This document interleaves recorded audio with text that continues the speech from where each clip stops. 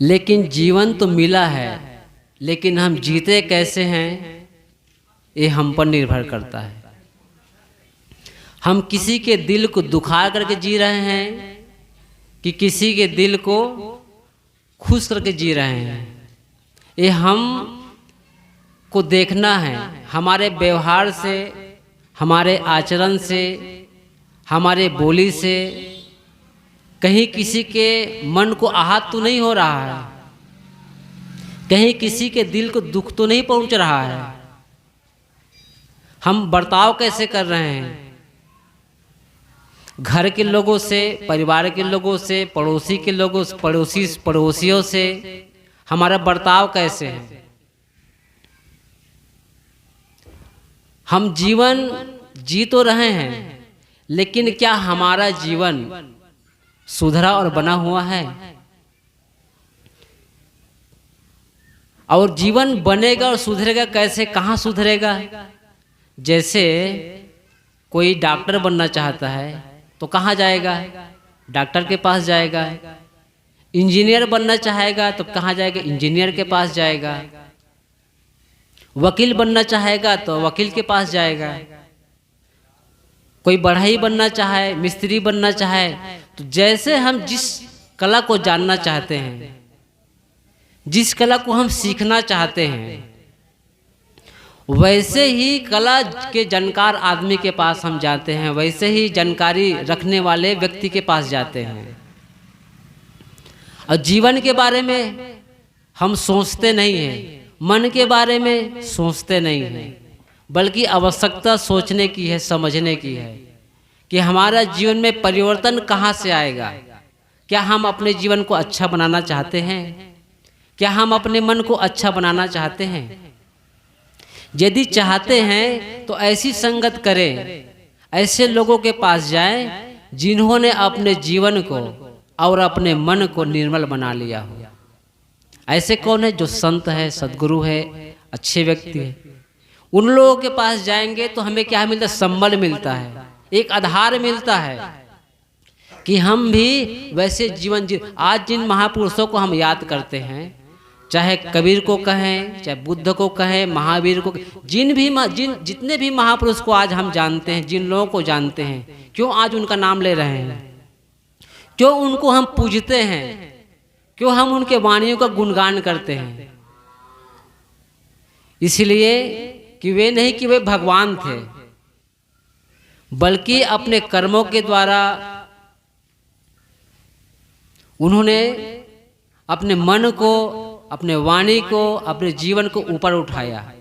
जो सामान्य जीवन जी रहे थे उनसे कहीं उन्होंने अपने जीवन को, स्तर को ऊंचा उठाया। किसके माध्यम से? आचरण के माध्यम से। अपने मन को निर्मल बनाया, अपने जीवन में तप किया उन्होंने, अपने जीवन को तपाया। तब कहीं आज हम उनको याद करते हैं, उनके वाणी, क्योंकि वो हमारे लिए क्या हुआ? एक संबल।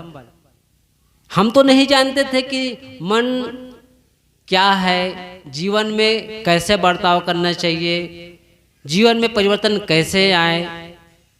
लेकिन हमने महापुरुषों को देखा, संतों को देखा, उनके जीवन को देखा तो लगा कि नहीं, ऐसे जीवन हम भी जी सकते हैं, ऐसे जीवन हमारा भी बन सकता है, ऐसे निर्मल मन हमारा भी मन बन सकता है। उन महापुरुषों को हम देखते हैं तो लगता है कि इनका जीवन कितना अच्छा है। वैसे जीवन हम उनके संगत में जा करके, उनके वाणियों को सुन करके हम भी वैसे जीवन बना सकते हैं, हम भी अपने मन को निर्मल बना सकते हैं। इसलिए संगत की आवश्यकता है। इसलिए संतों के संगत में बैठ करके ज्ञान चर्चा सुनने की आवश्यकता है, जिससे परिवर्तन आए। यदि हम सत्संग सुनते ही चले जाए और जीवन में परिवर्तन ना आए, सदगुरु अभिलाष साहब ने भजन में कहा है, बिना सद आचरण धारे न कथनी काम आती है।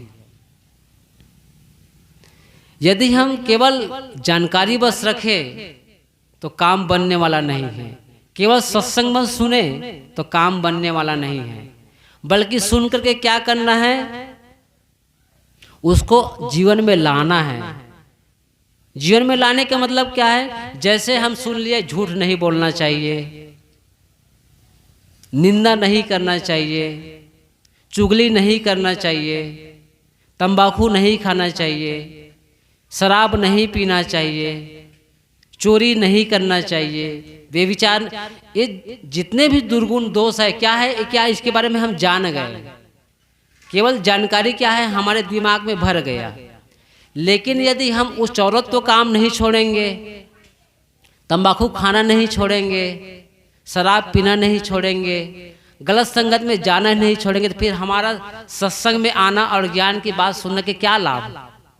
वो तो वैसे हुआ जो सुने और न सुने दोनों बराबर।